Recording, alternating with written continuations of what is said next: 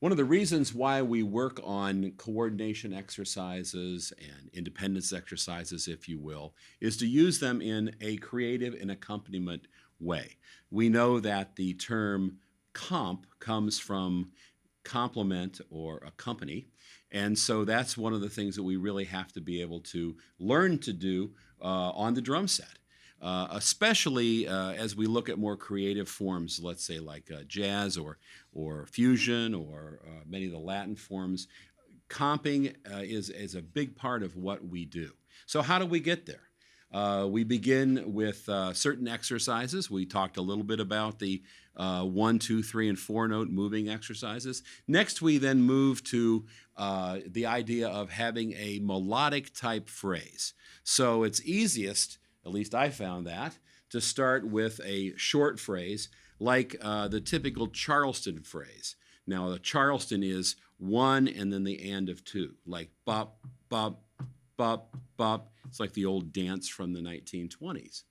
And so we'll use that, and then we'll use the first as a different approach. We'll take the first 3 notes of a clave beat, so it would be the 3 versus 2, bum, bum, bum, bum, bum, bum, okay?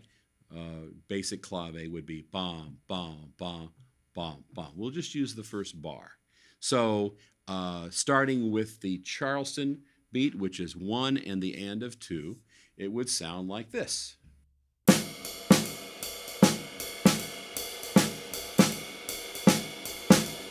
Second example would sound like this, the clave example, the first bar of the clave.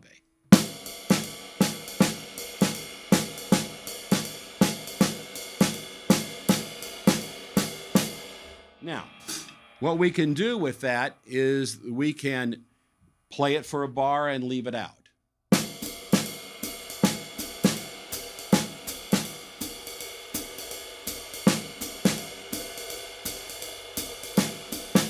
And so it sort of takes on a bit of a melodic context. Or how about this? How about playing one of the notes on snare drum and one of the notes on bass drum, beginning to get this kind of melodic variation between the limbs.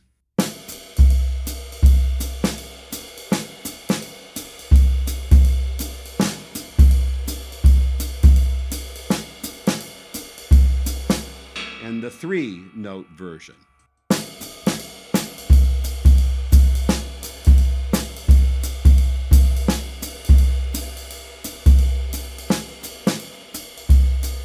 And we notice right there at the very end, I was mixing those things up, and we can then begin to color that a little bit.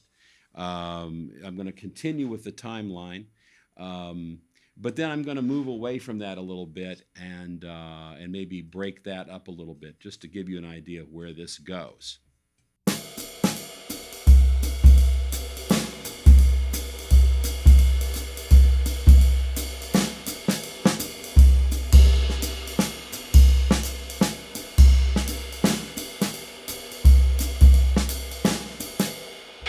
So as we move through the drum set studies, we have to improvise. We have to learn how this goes. You know, most of the time, this is such an aural instrument and such an instrument that's learned so much by ear. We can talk about all these studies if we want to, but we really have got to listen closely to the music. You'll see a little graph in the book, in the written part, where we talk about aural and oral and tactile and visual. And these 4 components together really is what allows us to learn this music and allows us to learn improvised music in general.